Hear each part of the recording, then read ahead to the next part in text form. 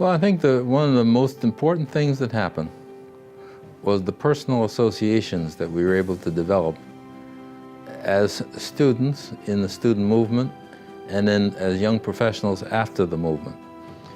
Those people who were the core leadership of the student movement have now become leaders in academics, in politics, in business, and in other kinds of social mobilizations.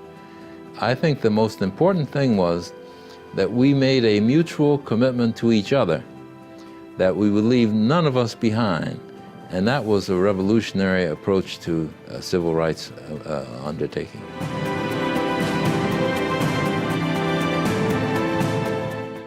Well, I went to public schools of Philadelphia, Pennsylvania, and after graduation from Central High School in Philadelphia, which is a kind of a celebrated school in that locale, I got a solicitation from Howard University to apply for admission and for scholarship. Well, when I was still in high school, I participated in the youth chapter of the NAACP.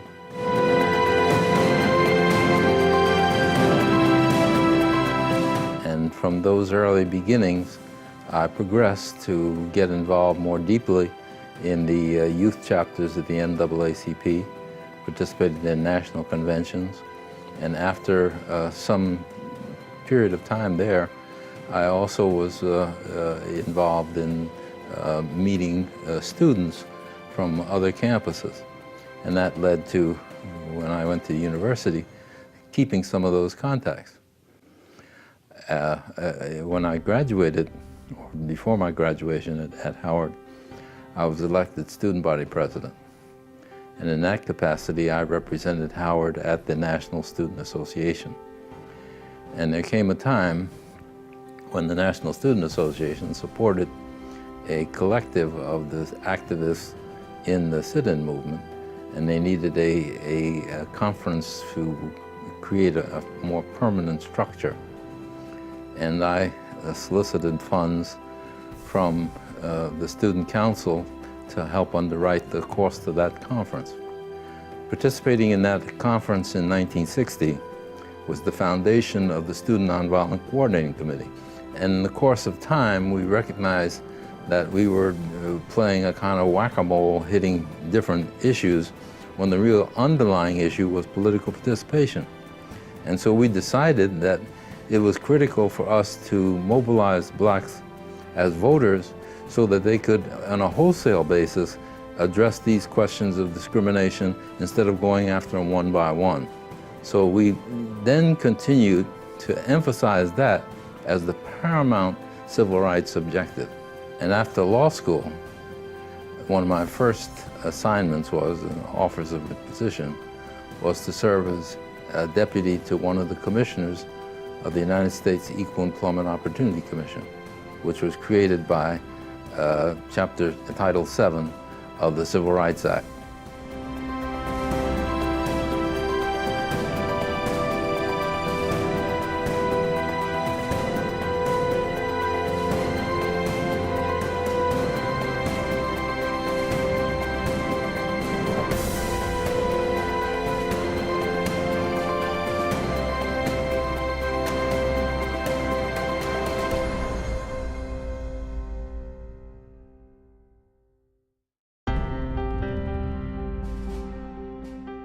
Yale has a history of liberalism and activism, and when I was in law school, we happened to also overlap with the tenure of William Sloane Coffin.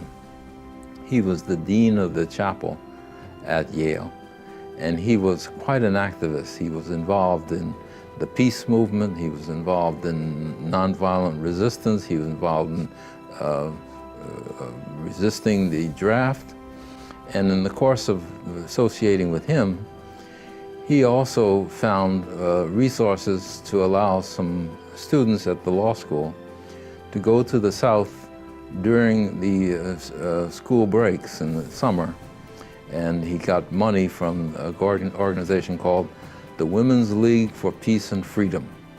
And that enabled me to spend most of my, all of my summers in Mississippi, South Carolina, Georgia, and Alabama. Well, when I was still a student at Yale Law School, I got an invitation on behalf of the National Student, on behalf of the Student Nonviolent Coordinating Committee, to give testimony on the Voting Rights Act. And we had a very significant impact that is seldom recognized historically. We advocated that all voting rights cases should not be heard by a single judge, but by 3 judges. Clarence Mitchell, who was the chief lobbyist for the NAACP, testified at the same hearings in the House Judiciary Committee that we testified in, and he opposed the 3-judge court idea, saying it was a waste of judicial power.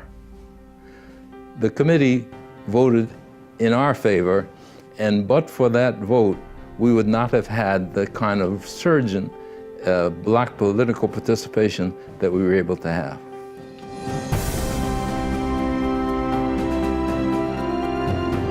If you talked about my career, it has many different facets, and they touch and concern law, academia, business, and activism. And in the course of my business activity, I created a consulting organization that was designed to help many of the struggling new black power creatures that were the result of the student movement of the 60s. After I graduated from law school, many of the people that I had dealt with in the student movement were moving on to become mayors, city council persons, heads of local agencies and departments, running for office. And what we found was that they did not have professional support to help them in dealing with their managerial problems and some of their legal problems. So I created a thing which was not a law firm, but it had some of the responsibilities that a law firm would have of dealing with clients who had sophisticated needs for counteracting oppression in institutional ways. And the Match Institution had a clientele which was made up of organizations like the black mayors, the black state legislators, the black school teachers, the black business enterprise people. And it became a kind of a vehicle for mobilizing professional talent to come and solve the problems of the people who didn't have professional talent. And in addition to that, I participated in the creation of an organization called the National Conference of Black Lawyers.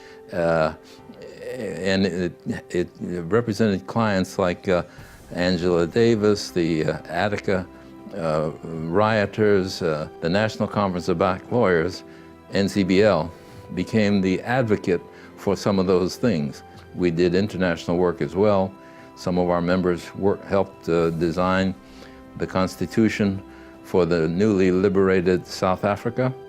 They also participated in the liberation movement in Cuba and the overthrow of the Batista government. There were many different things which I considered to be part of that career. In the academic area, I was appointed to the Board of Trustees of the University District of Columbia. I had been also on the Board of Trustees at Howard University. I was elected as an alumni. And in the course of the participation in local affairs, it was clear that our state university, University District of Columbia, was really being treated like a stepchild. So I leaped at the chance of being on the Board of Trustees. And at a given point, when the board decided that they needed new leadership, they asked me to take the interim position of president of the university in order to implement some of these reforms that we had not been able to get under the previous administration. We did a lot of work with the movements of Southern Africa. South Africa was one, Zimbabwe was another, Tanzania was a third. All of those were areas where we were active as lawyers in helping them to frame their legal strategies for administering their territories after they were liberated in, of course, the liberation movements of the 60s and 70s. Well, I was appointed by President Carter to be a governor of the United States Postal Service. And when we got there, we saw that the Postal Service was encrusted with racist kind of behavior in much the same way that the local governments were and some other governmental agencies. And I was able to get appointed to the Committee on Corporate Responsibility and became chairman of that committee.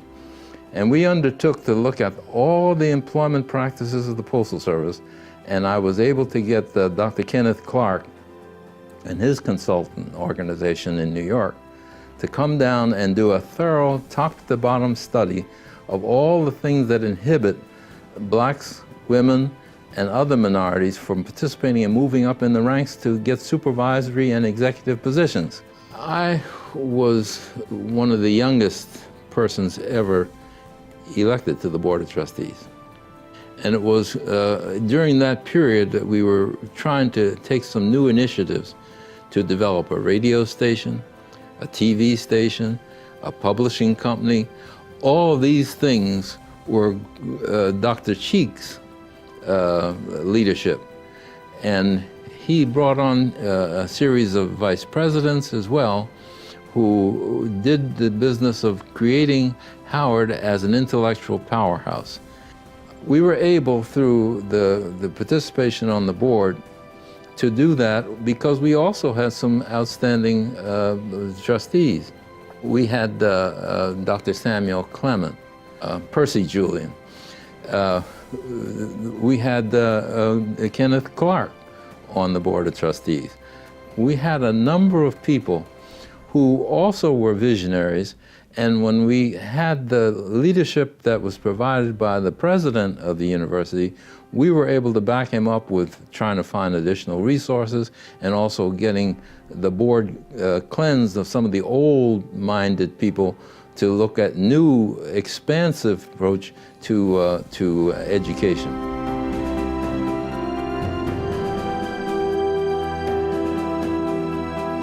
Well, the debate team was a standard campus activity.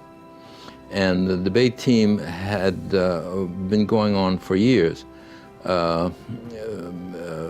Dr. Smallwood was the faculty advisor to the debate team, and he wanted to make sure that we got a chance to participate at the highest level of competition.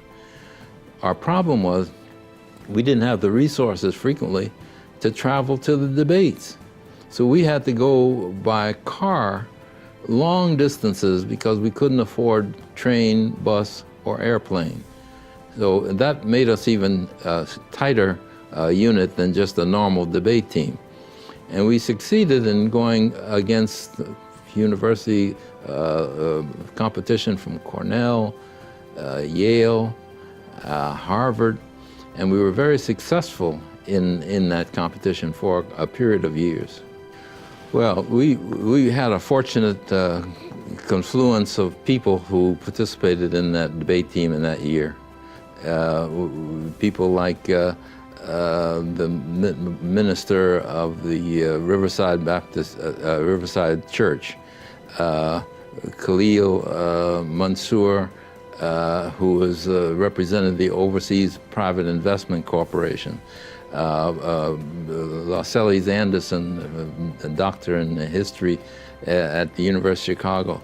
All of these people were my debate partners. And we were able to go from coast to coast winning debates in fashion that had never been done by a historically black college or university. And I think we may have broken the barrier to collegiate debate that now Howard enjoys a considerable reputation to this day. Well, we used to have an expression that we, who are the people of the day before yesterday, must be attentive to teach and to set examples for the people of the day after tomorrow. One of the things that we have done now that we have passed from our student days is to serve as mentors and advisors to the current student movement. The Black Lives Matter people have welcomed our advice and our participation. And we have been able to establish relationships with some of these new activists that reflect a new and improved version of old activists.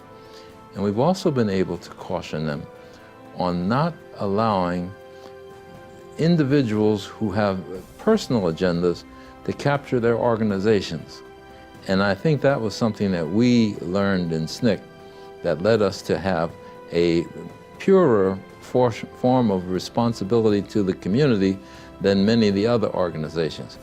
We were not interested in developing an organization for itself, or getting dues, or getting property, or getting recognition or awards. We were concerned about listening to the people. It's interesting, when I was a youngster in my father's barber shop, and I used to stand up on my shoe shine box and talk to the people about this, that, and the other, from many times from Old Testament, New Testament, and they all said, "You're going to be a preacher." And I said, "No, the only preaching I'm going to do is before a jury." The fact of the matter is that I've never been before a jury in my career as a lawyer, but I have done many, many different appearances at churches across the country and in many different capacities. I think it's safe to say that my contribution has not been in courtroom.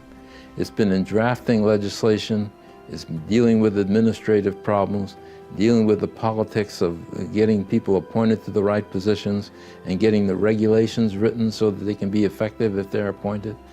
And that has been my role. It has not been in the courtroom. Well, I think one of the most important things is making sure that we select our own leadership instead of having our leadership selected for us. That there's a tendency now to emphasize the business of fundraising and resources that you're able to get, again, largely from the majority community, and let that be the token for your becoming a leader in the Black community. And I think that one of the major concerns we have now is to make sure that people who have titles in Fortune 500 corporations, who have resources that come from outside the community, who have the endorsements for politics and other kinds of prestige, that they not displace the indigenous leadership that is selected essentially by the people.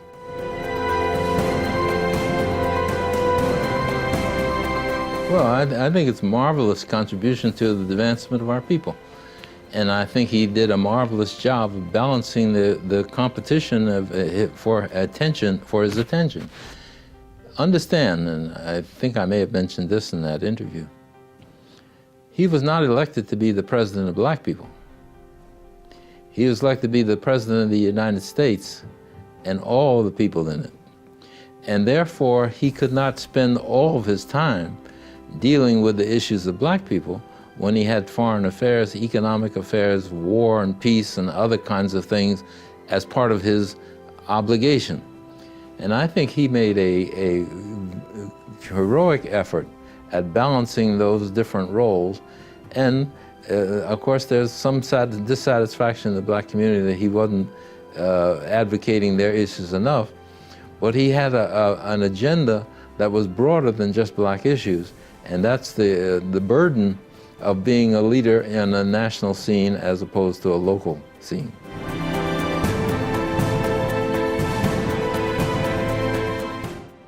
Well, I mentioned that my father had a barber shop, and that barber shop was located around the corner from what was the premier Black social organization at the time, called the Pyramid Club. And all the doctors, lawyers, superintendents of schools, principals, and business people, undertakers, and successful Black people were customers in my father's shop. And so I was able to sit there and hear their discussions when I was still in elementary school and in junior high of the black issues of the day. And that was one of the most important parts of my career. It's not on my resume, but one of the most important parts of my education was being at the knees of people like Reverend Leon Sullivan, Bishop D. Ward Nichols. We also had Cecil B. Moore, who was a lawyer, who was the thorn in the side of Roy Wilkins because he was always advocating as a local NAACP chairman the mistakes of the national board. The first law firm that I served as a mentee was Norris, Green, Brown, and Higginbotham. Leon Higginbotham became a judge in the district court, and he also became a judge in the Court of Appeals of the Third Circuit. J. Austin Norris was secretary of the Board of Tax Revision of the state of Pennsylvania, an ostensibly obscure position, but he was able to take 5 of his partners and make them federal judges. J. Austin Norris is one of the earliest blacks to graduate from Yale Law School. And he created a dynasty of black participation in the bar that is unparalleled in this country, and yet he is totally unknown in the history books. Those were the kinds of people that I was able to be exposed to at the worm's eye level of a barbershop as opposed to a pulpit. Well, whenever I look at the portraits of black leadership, I see people that I have known. I mentioned a few of them, but there are others like C. Dolores Tucker, the head of the National Council of Negro Women. William Hastie wrote a letter of recommendation for me to Harvard Law School. Other lawyers like Herbert Reed, who was, of course, a professor at Howard School of Law. There are any number of professional areas where I've had impressions made on me by the leadership of significant people who have gone into the history books and been celebrated as leaders, but not recognized for the way in which they mentored people like me when they were in their prime careers and they were nurturing people who had their careers ahead of them. We didn't have a hierarchy in SNCC. We went where the group agreed they needed work.